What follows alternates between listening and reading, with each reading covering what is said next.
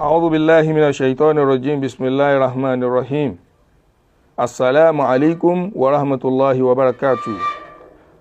Gbogbo tí ń jẹ́ àdàbíyà lápapọ̀ àwa ni a ní mẹ́sẹ̀jì yìí jù, especially ilé bàbá wa Alhaji àgbà Sheikh Muhammad Kamaluddin Al-Adabi rahimahullahu ta'ala àti gbogbo tí ń jẹ́ àdàbíyùn lórílẹ̀ ayé. Àwọn ọ̀rọ̀ kan ṣẹlẹ̀ lérí mídíà tí àwọn àfáà kan ṣe prógráàmù lé Ògo Ìlọrin lórí wípé ilé bàbá wa Alhaji àgbà ni à ń fi Ògo Ìlọrin dájú kọ, wípé ibẹ̀ la fẹ́ dismantle, ilé tọ́lọ́run ò lè wó, ilé tọ́lọ́run ti parí ìkẹ́ rẹ̀ lélẹ́rí. Ọlọ́run dákun má jẹ́ ilé bàbá wa Alhaji àgbà owó.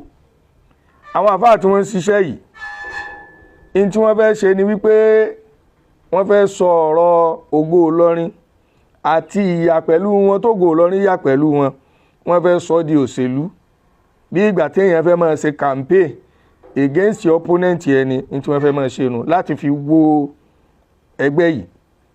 Ẹgbẹ́ yìí sì ni Ọlọ́run ò ní wó, torí wípé Ọlọ́run fúnra rẹ̀ ló gbé ẹgbẹ́ náà kalẹ̀.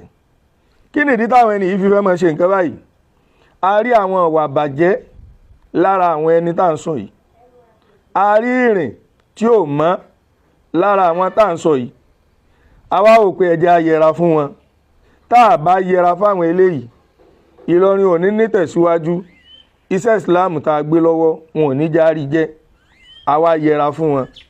Ìyẹra fún wọn ni wọ́n wá gbogbo ọ̀nà tí ẹgbẹ́ yóò fi ní lọ síwájú. Kí ni tí wọ́n kọ́kọ́ ṣe? Òun náà ni wípé wọ́n wò wípé ilé bàbá wa Alhaji àgbà ilé kan tó wé ni, tó sì ní jàmọ́, tó jẹ́ pé tí jàmọ́ wọn lásán, gbogbo tí ń jà àdàbíyà lásán, tí wọ́n bá ya kúrò lẹ́yìn yàn, èèyàn ti fẹ́ tán. Wọ́n wò pé ní ibo ló wé táwọn lè rọ́ wa lù. Wọ́n wá fẹ́ rọ́ wa lù lé bàbá wa Alhaji àgbà láti máa sọ fáyé wípé ilé yẹn ni à ń dájú ogun kọ, léyìí tó sì rí bẹ́ẹ̀. Kí ló jẹ́ kí wọ́n máa ṣe léyìí?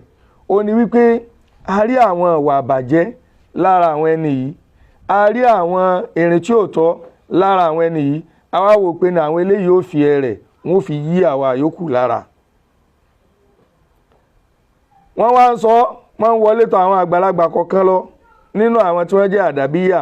Walillahi alhamdu, àdàbíyà púrúfù wípé àwọn bàbá wa aládàbíyà wọ́n púrúfù wípé ní iṣẹ́ tọ́lọ́run fi rán nẹ́bì tí ń jẹ́ Al-Qur'an, tá nẹ́bì gbé kalẹ̀ fáwọn àfà, àwọn mọ̀, àwọn ké, àwọn tọ̀, àwọn sì mú lò. Wọ́n tẹ̀ lọ́rọ̀ Ọlọ́run tó sọ pé in ja'akum fasiqun binaba'in fatabayyanu. Wọ́n ṣe ìwádìí lọ́dọ̀ wa, a sì ṣàlàyé fún wọn. Àmọ́ àlàyé tá a ṣe fáwọn bàbá yìí, wọ́n gbọ́ wáyé púpọ̀, ṣùgbọ́n ǹjẹ́ àwọn ọmọ tán kù, ǹjẹ́ wọ́n mọ̀ wípé a ti rí àwọn bàbá yìí àtijọ́ sọ̀rọ̀?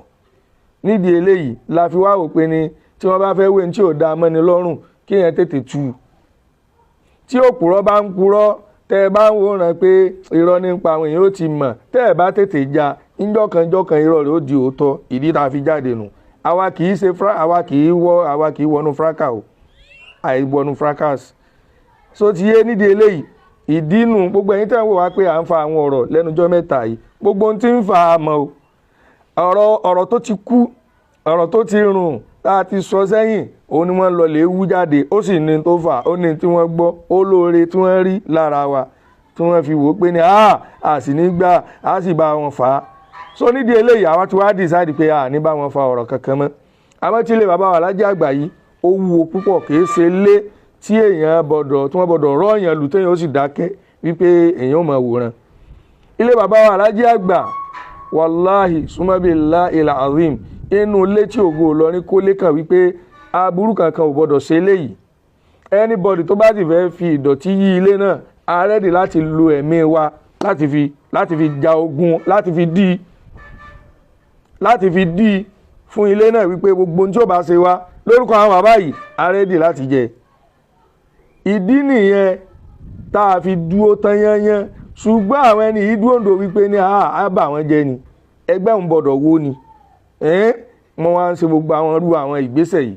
Gbogbo ohun tí ń jẹ́ àdàbíyùn lórílẹ̀ ayé ní gbogbo ibi tẹ́ ẹ wà, wallahi Ọlọ́run rí wa, ó mọ̀ wá ó sì mèrò ọkàn wa lérí ọ̀rọ̀ àdàbíyà a ní wàhálà kankan tá a bá tí bàbá wa Sheikh Kamaluddin wọ́n ṣe wá lóore ní ire náà láti gbọ́dọ̀ fi san padà fún wọn.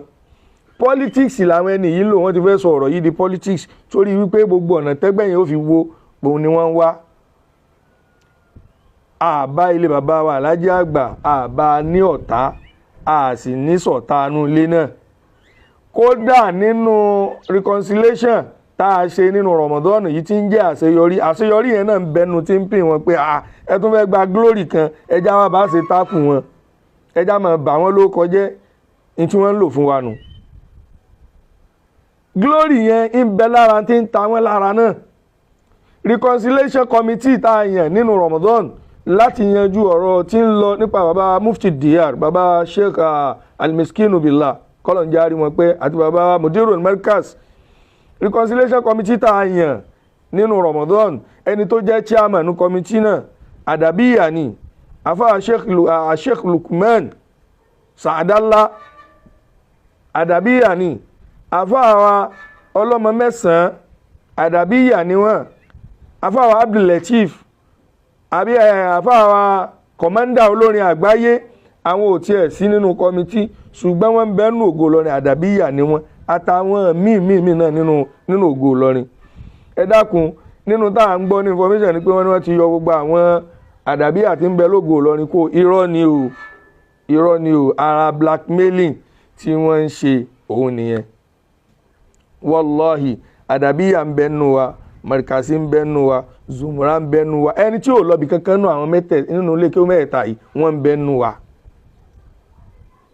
So gbogbo tí wọ́n ń ṣe nì wọ́n wá aṣọ àlà wa wọ́n fẹ́ máa try láti máa tapo sí i. Àwọ̀ wá fẹ́ bá wọn wọnú fracas a ti dà á láníyàn wípé bàbá Bariga sọ̀rọ̀ kan lánàá bí program tí mo ṣe tí wọ́n kọlù wọlé wípé àbáṣàkámọ̀ àwọn èèyàn ti pe àwọn o àwọn sì wá rí wípé àwa la gbé nǹkan dání ẹni tí ò gbé nǹkan dání yóò fẹ́ kájọ máa fa nǹkan kí n ti ń bẹ lọ́wọ́ tí wà ń lè dànù àwọn ò ní bá wọn fa nǹkan kan mọ́. Ibi tẹ́ ti mọ̀ wípé wọ́n ní èèmù kan lérí Ògo Ìlọrin yìí pé kó sáwò òun náà ni ọ̀rọ̀ tó ti kú wọ́n gba nǹkan wọn ò gba nǹkan tá a ti fà láti last year láti early last year láti fa ọ̀rọ̀ náà o. Ọ̀rọ̀ ń wá ní ẹni tí tó fẹ́ bà wá ló kọjá sọ pé wọ́n fẹ́ gbà ni kìí ṣe pé ó sọ pé Ògo Ìlọrin ti gbà lọ́wọ́ òun ẹ dákun wọ́n fẹ́ gbà ṣebí wọn ò sáà ti gbà. Ìyí nǹkan tó kọ́kọ́ wú ọ̀rọ̀ dànù náà tí ò nídìí ká máa bá yín fa wàhálà ṣebí wọn ò sáà gbà walillahil hamd wọ́n gbà òun gan-an òun ló lè mú àròyé dání ṣebí wọn ò gbà ẹni yìí náà sì tún sọ wípé wọ́n tẹ̀tí á ní àmọ́ lọ́bẹ̀ yẹn ìyẹn kọ́ la wá fà níta wá clear lónìí náà ni pé gbogbo Adabiyun tí ń bẹ lérílẹ̀ ayé wallahi tallahi sumabillahi alazim tó bá jẹ́ wípé à ń fi ẹgbẹ́ Ògo Ìlọrin yìí a fi ń dájú kọ́ lè bàbá wa Alhaji Àgbà ni Ọlọ́run gbogbo tá a gbé lọ́wọ́ kọ́lọ́run má gbà. Àmọ́ tó bá jẹ́ wípé ilé náà ń bẹ nínú àwọn ilé tá à ń fi ẹgbẹ́ náà protect gbogbo oore tí ń bẹ lọ́wọ́ wa Ọlọ́run má jẹ́ ó bọ́ kó tún wá bá wa ṣàlékún rẹ̀ sí ni kí gbogbo àwọn ọ̀tá yìí kí wọ́n máa wá wo oore náà lọ́wọ́ wa kí wọ́n sì má lè bá láíláí. Gbogbo Adabiyun tí ń bẹ lérílẹ̀ ayé ń fi àsìkò yìí rọ̀ wá wípé Ọlọ́run ò rán wa wípé ká máa wá kọ̀kọ̀ ẹ̀dá ní téèyàn bá ń wí síta àti ń tẹ́ rí lára rẹ̀ òun ni ká ṣiṣẹ́ tọ̀ ní tá à ń wí ní tó dénú wa ni Ọlọ́run mọ̀ wá ó mọ́nú wa ó mọ ọkàn wa òun náà ni ẹ bá wa gbà wọlé gbogbo ọtọ bá jẹ́ olólùfẹ́ peace olólùfẹ́ òdodo mo fà nábì bí ọba ń share program yìí tó bá mi share rẹ̀ oríire ò ní jákò lọ́dọ̀ rẹ̀ Ọlọ́run tún fi kún sí kò wá ní mọ́lẹ́rì rẹ̀ yóò dérí ọmọ rẹ̀ àrọ́mọdọ́mọdọ́mọdọ́mọdọ́mọ rẹ̀ tálíkì àmọ́ Ọlọ́run fi dé Ọlọ́run wá ní mú oore náà kúrò lérí wọn. Ẹ dákun ẹ bá ń share program yìí torí Ọlọ́run pẹ̀lú ògo Ọlọ́run àwa ò ní bá wọn wọnú fracas o gbogbo ẹ̀yin tí inú yín ń bàjẹ́ lérò pé Ìlọrin sí Ìlọrin àwa náà ò fẹ́ bẹ́ẹ̀ wàláhì àfẹ́ bẹ́ẹ̀ ṣùgbọ́n àwọn pípù yìí wọ́n fẹ́ wọ́ wa wọnú tá a fẹ́ pẹ̀lú ògo Ọlọ́run àṣìwá ní wọbẹ̀ ní tẹ̀lé wọn wọbẹ̀ àmọ́ fi lè dágbére fúnra wa fún dédé àsìkò yìí pé assalamu alaikum wa rahmatullahi wa barakatuhu.